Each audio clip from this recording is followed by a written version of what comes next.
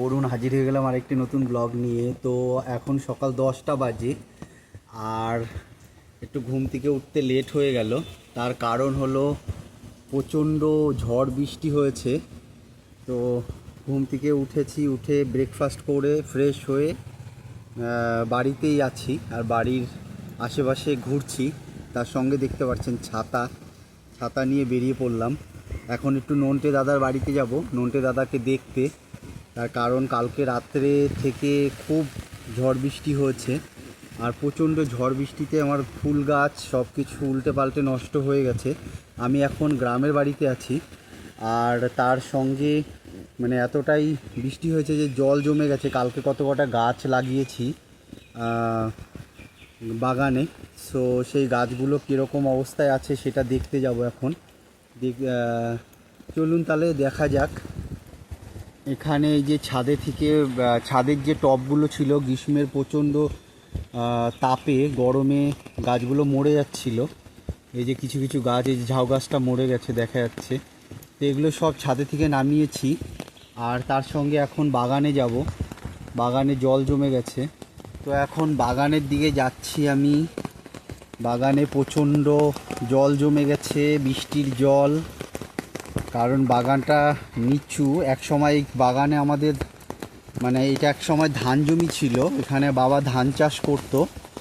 তো স্যালো মেশিনটা বন্ধ হয়ে যাওয়ার কারণে ধান চাষ বন্ধ হয়ে গেছিলো।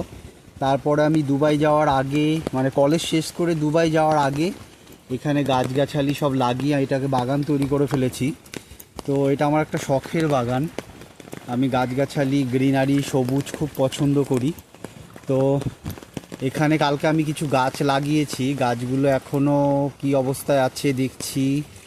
প্রচণ্ড জল জমে গেছে, এই যে এই অবস্থা, সব জঙ্গল।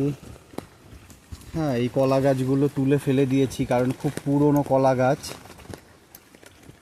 কালকে এই চালতা গাছ, আমার চালতা গাছের গোড়ায় মাটি দিয়েছি। এইখানে পেয়ারা গাছটা লাগিয়েছি, এইখানে যে জলপাই গাছটা লাগিয়েছি।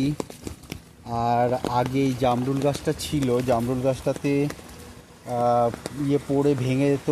ফুল গাছটা লাগিয়েছি এখানে। জঙ্গলগুলো পরিষ্কার করতে হবে। এখানে এই যে আগাছা, কত জঙ্গল, এগুলোকে সব পরিষ্কার করতে হবে। আর এইটা আমার একটা স্থলপদ্ম গাছ, তো গাছটা না নষ্ট হয়ে গেছে, আবার দেখি ডাল বেরোয় কি না। আর এই যে আমড়া গাছ, আর ওইখানে তেজপাতা গাছ, এগুলো সব জঙ্গলগুলো পরিষ্কার করতে হবে। এই আম গাছটাকে লাগিয়েছি। আর এটা হচ্ছে আমার কামরাঙা গাছ। হ্যাঁ, আর এই যে বেল গাছ, বেল গাছটাকে তুলে এনে লাগিয়েছি। এই লিচু গাছটাকেও তুলে এনে লাগিয়েছি, একটু নষ্ট হয়ে যাচ্ছিল।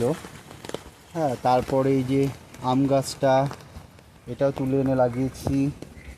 এই যে এখানে লেবু গাছ, বাই দ্য ওয়ে আমি লেবু খেতে খুব ভালোবাসি, তো এর জন্য লেবু গাছটাকে লাগিয়েছি। ওই দিকটাতে আরও অনেক গাছ আছে যেগুলো লাগিয়েছি। একদিকে খুব ভালো হয়েছে, গ্রীষ্মের প্রচণ্ড দাবদাহ তাপ আর খুব গরম পড়েছিল, গরম লাগছিল। তার সঙ্গে এই হঠাৎ করে ঝড় বৃষ্টি হওয়াতে গাছগাছালিগুলোরও স্বস্তি, আমাদেরও স্বস্তি। কিন্তু শুধু আমাদের নিজেদের চিন্তা করলে হবে না। আমি খবরে শুনেছি যে সুন্দরবন এলাকায় ঝড়ে প্রচণ্ড ক্ষতি হয়েছে, মানে মানুষজনের ঘর বাড়ি ভেঙে পড়েছে, তারপর হচ্ছে গাছগাছালি নষ্ট হয়েছে। জলের প্রচণ্ড তাণ্ডব ছিল, কারণ সমুদ্রের একদম নিকট স্থল জায়গা, ইলেকট্রিক ছিল না, জল খাবার জল ছিল না, রেশন পানি ছিল না। সো শুধু নিজেদের কথা চিন্তা করলেও হবে না, কিছু লোকের ভালো হয়েছে, কিছু লোকের খারাপ হয়েছে।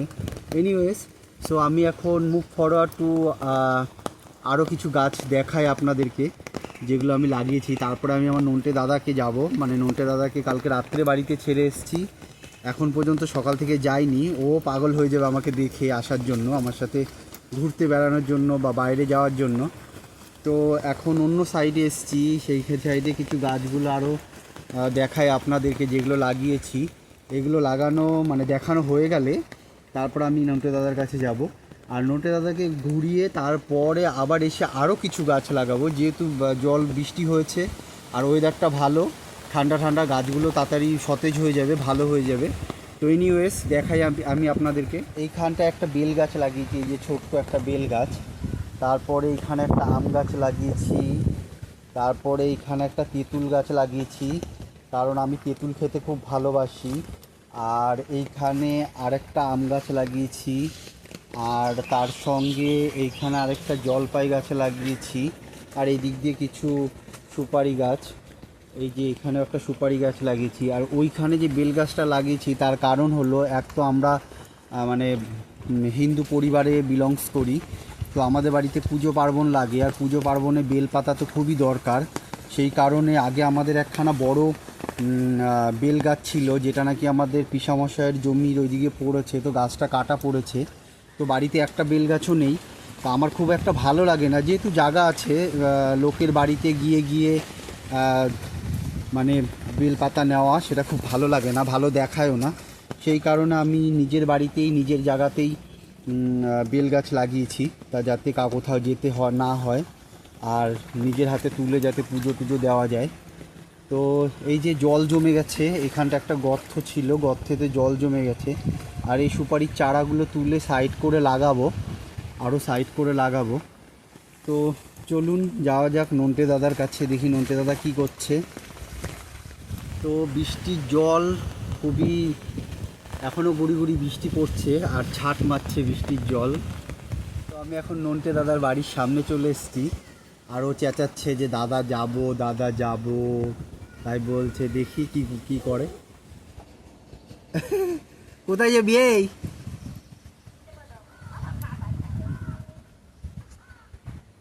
ননি কোথায় যাবি? বলে দাদা দাদা যাবো। তুই আসবি বললি, আবার চলে যাবি। বাড়ি চলে যাবি কেন? এখন কোথায় যাবি? কেন বাড়ি যাবা কেন?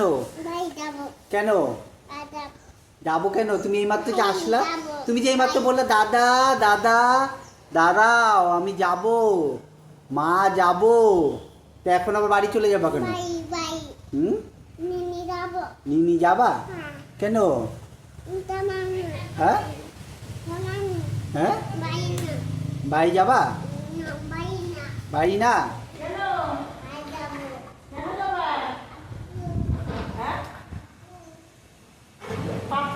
এখন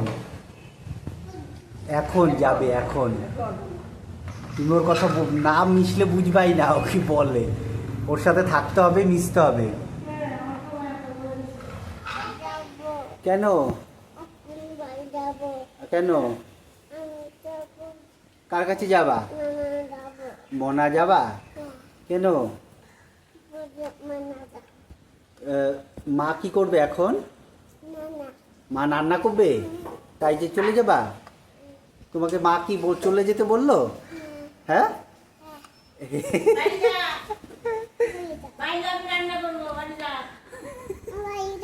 বাড়ি যাবা? তাই কেন? মা মা নান্না, মা নান্না, তাই বাড়ি যাবা? হ্যাঁ, মা বললো যে রান্না করবে, তাই বাড়ি যাবা? ও